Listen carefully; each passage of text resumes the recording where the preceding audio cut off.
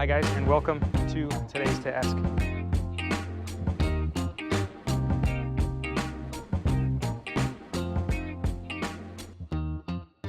For today's task, we are starting our septic system out here.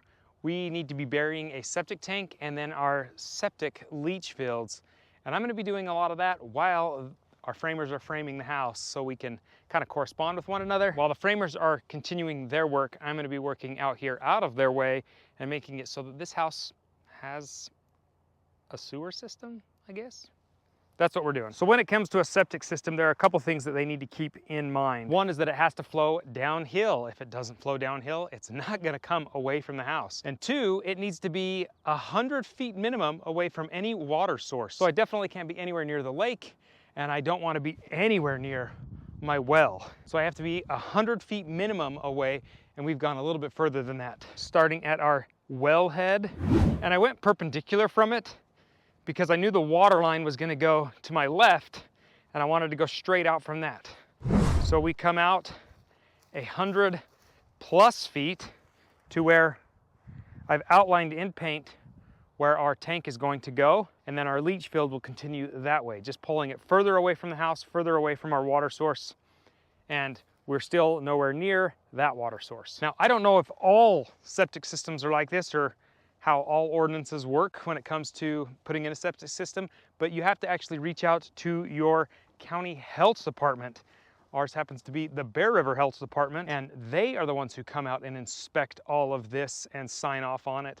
And maybe you remember from a year ago where we did our perk test out here and we tested the soil, found out that we have to put in a leach field.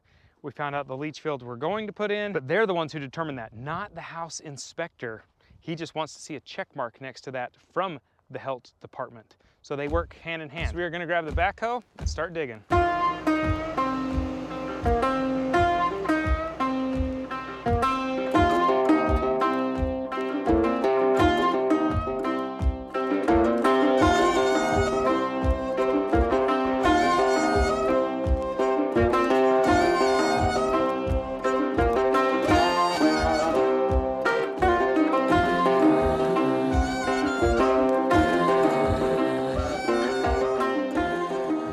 Trench for the septic tank, which is clear out there, is all the way dug and ready. And now we are ready to run our septic line out to it.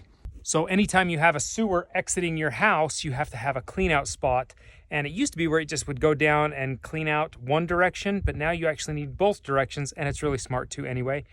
And so these have to be within a certain amount of feet of the house. I think I can hide them as best I can behind this pillar because it'll be cut at grade. So we will cut these down to grade height, and then we'll put them in a box so that they're kind of contained. But for right now, I'm just gonna get them prepped and ready. But I'm gonna start by gluing these two Ys that'll be facing each other, because one will come down and go past it, the other one will come down and go past it. So that way there's not like a vacant area in the line being cleaned out. I'm gluing them together right now, and I'm doing it on top of this piece of wood so that they have a flat surface so that they will be square to each other. So I started off by measuring the distance of these two bell housings. It's about just under 4 inches, so I cut me a piece under 4 inches, and then we can start gluing it. And I really recommend a set of gloves for this because this stuff is pretty nasty. Glue one side first.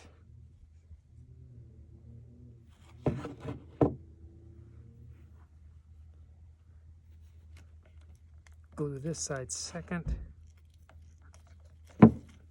Now I know somebody in the comments is going to say, hey, that's not sewer pipe you're using. It's not. This is actually way more aggressive than sewer pipe, but it's what we came out of the house at, and that's what I'm going to keep all the way down, just because it's a little more durable. I don't have to worry as much about driving across it. It can handle the beating that pipes can take. So we'll go that. Glue again. Set them together. And I always recommend just kind of a little bit of a turn to seat that glue. Let that sit up right there. And that piece is good. Now we use a street elbow. And if you don't know what a street elbow is, it has a female end on one and a male end on the other, and it goes into a female end. So using my piece of plywood again as my square kind of setup, I can glue it in place, and I don't have to worry about having it perfectly straight right now.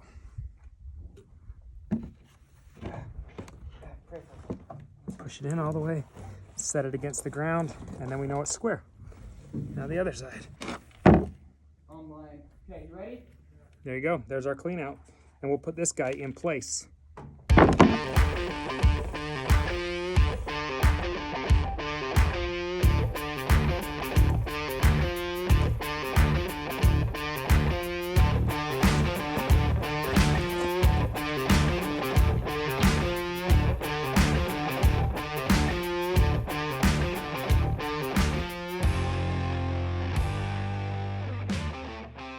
Guys, welcome back to today's task. We are setting a septic tank today. So this tank was actually scheduled to be in last week, but it was snowing.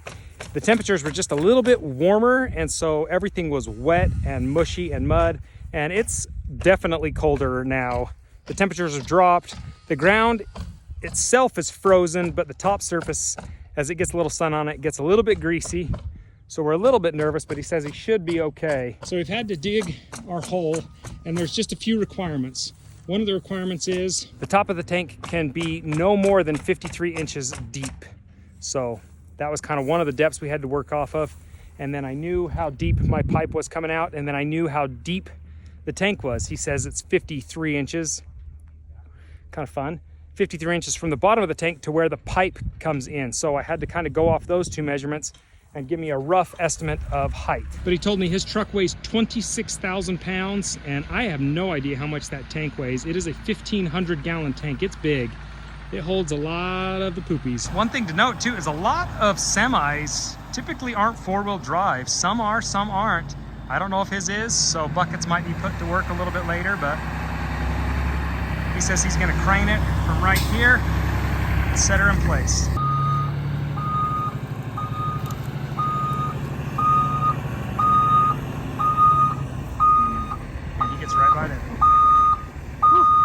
If you remember, the Millville project had 2 septic tanks, and this company did both of them. And what was cool is there was no record back in the day of where the tanks were. So I had to call him, and he knew off memory where they were. That's pretty good.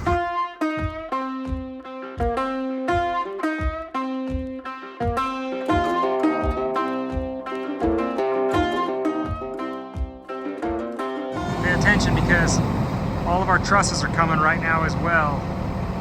Man, we have just, everything from last week had to be postponed because of weather, and it's all showing up on the same day today. So today is busy, busy, busy, busy. But busy means progress. We're moving. Oh, that's ugly.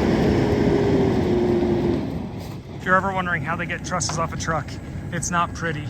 Septic tank is set. And for any of you wondering, it comes out our pipeline down here, comes through an inlet, and then it goes into this tank. But how does it really work?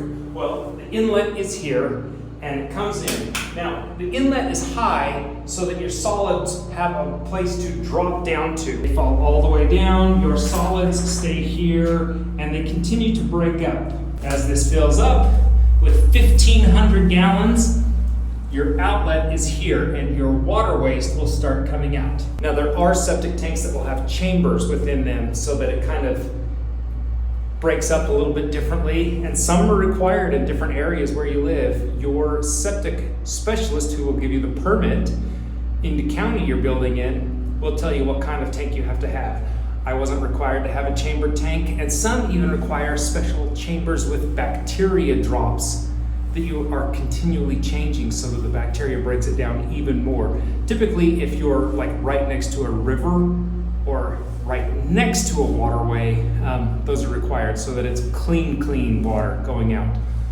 So the water filters out, and the solids, as they sit here, they do break down, and once they break down, they start floating up, and they'll go out into your leach field. After a little bit of debate, I called the septic company and asked them to come crane this guy up and give me 40 minutes and let me dig it a little deeper.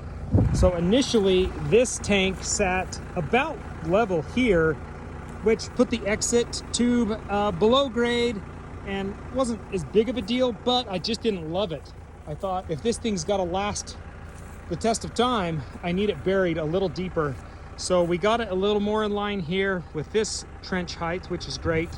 And we're about a foot below grade now, maybe even more, 1.5 feet. We dug it down almost 2 feet total, so it is set in a better place. And now I can finally start backfilling it, but I'm only gonna backfill it just kind of on the sides a little bit so that we can still get pipe in and out of it for right now. It's not going anywhere, but I just figure I may as well backfill a little bit of it and get it start to settle down around it.